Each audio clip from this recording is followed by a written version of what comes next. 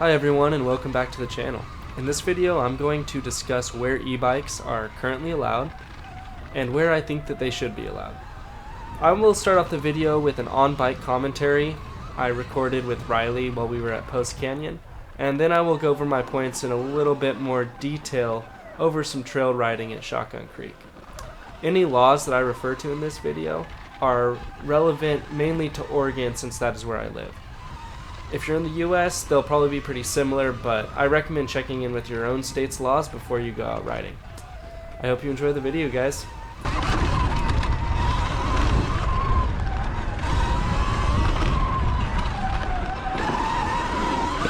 This is in Oregon, kind of up the Columbia Gorge, and the reason that we decided to come to Post Canyon is because it's a unique trail system where it's multi-use. So, oh man, sorry, I'm still getting the hang of riding and talking, but basically there's a bit of a debate going on right now about where the Sur-Ron should be allowed, because federally they're classified as a motor vehicle, as are pedaled e-bikes, which means you're only supposed to ride them on trails that motorcycles will be allowed at, which I'm not so sure how I feel about that, considering these weigh only 110 pounds and there's no combustion in the engine. So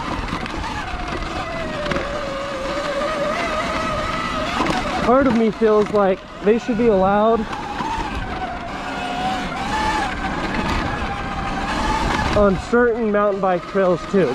And I say certain because the type of soil and the nature of the riding kind of determines how much damage these are going to do. So here at Post Canyon, this is all pretty dry hardtack, and on this particular trail mountain bikes and dirt bikes are allowed, but the Sur-Ron will do basically no damage to these trails. Now when you start getting into more moisture content and you start going uphill and you're spinning your rear tire, that's when shit gets rutted out. Woo! This is pretty steep stuff here, and that's why I understand where some mountain bikers aren't going to want electric bikes riding on those trails. Fortunately though, it seems most mountain bikers are pretty territorial regardless on the type of trail.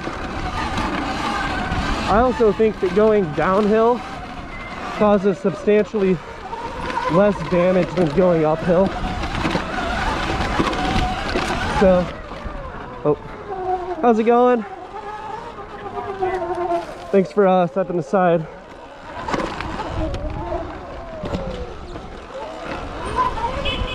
Oh, sorry about that. I didn't see you.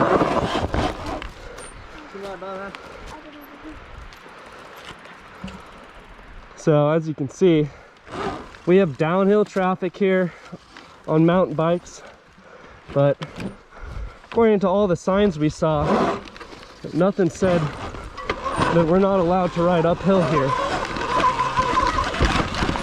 And I kind of enjoy riding uphill more than downhill. The Sur-Ron on bumpy trails like this, because it's a little bit easier on the hands. But yeah, we'll have to be on the lookout here. There's someone? All right. Where was that? Yeah, I'm not a huge fan of when people get territorial and pissy for no reason. You know, I think that, well, How's it going? Sorry.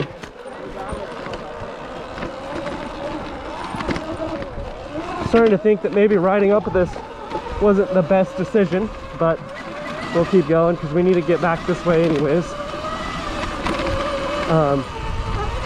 I think that all these toys, you know, they're meant to be enjoyed, and if it's not doing any damage to the trails, it's not doing any harm, then why do people have a problem with it?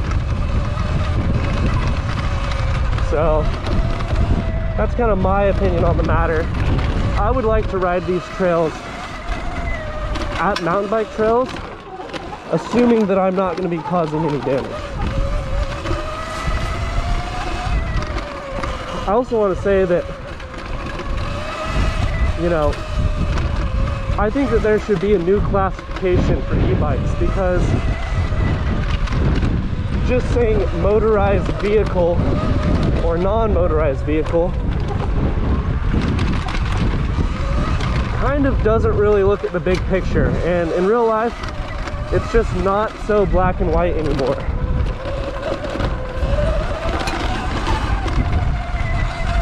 I don't understand what the difference is riding downhill between me weighing 150 pounds on a 110 pound bike and some guy on a 30 pound bike that weighs, I don't know, 230, 250. That's the same amount of weight. That's the mountain bike trail. Okay, yeah, so there's a mountain bike trail. We're not allowed to ride on that one, so we're gonna keep going here.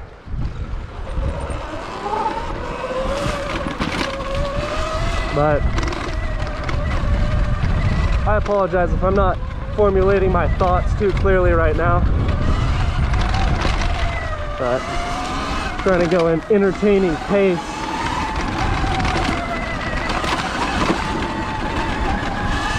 Also maintaining safety here.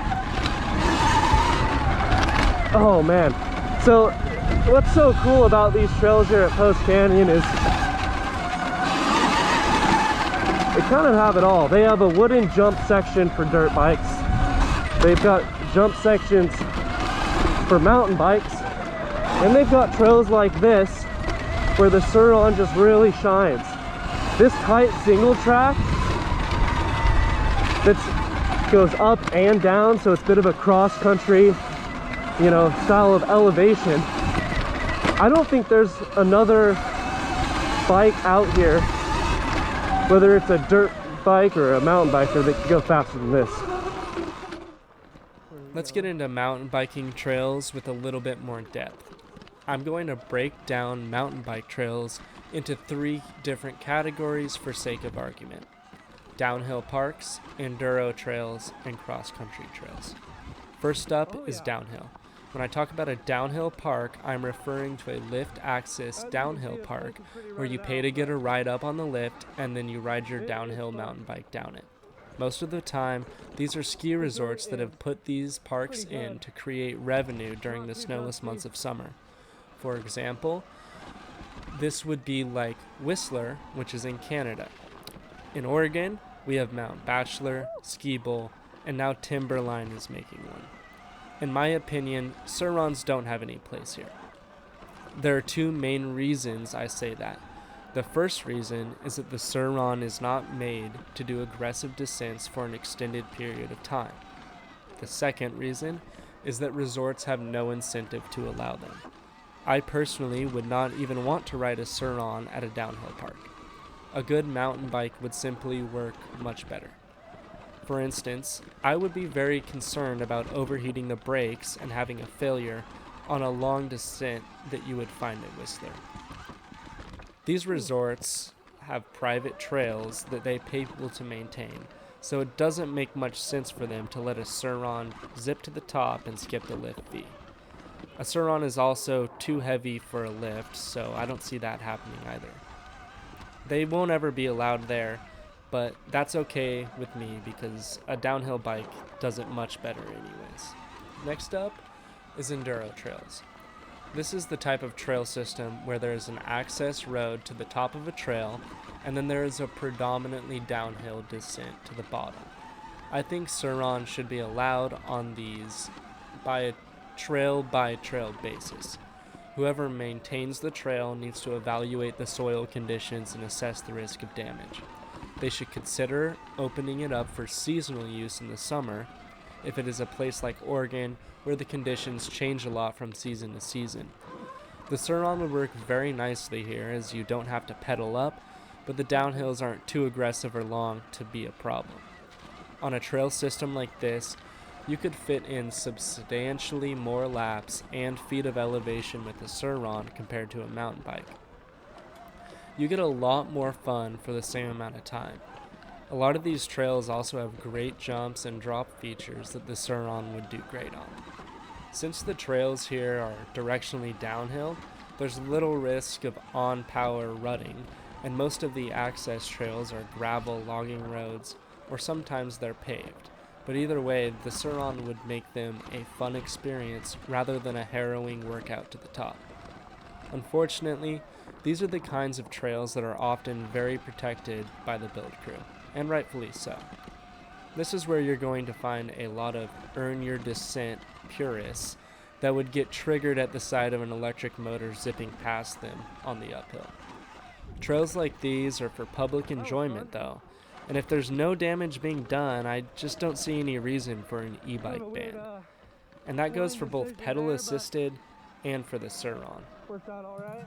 Lastly, we have cross-country trails. In all honesty, I never rode these on my mountain bike much since I prefer to go fast and they never really excited me. I think Sur-Ron should be allowed here seasonally like enduro trails.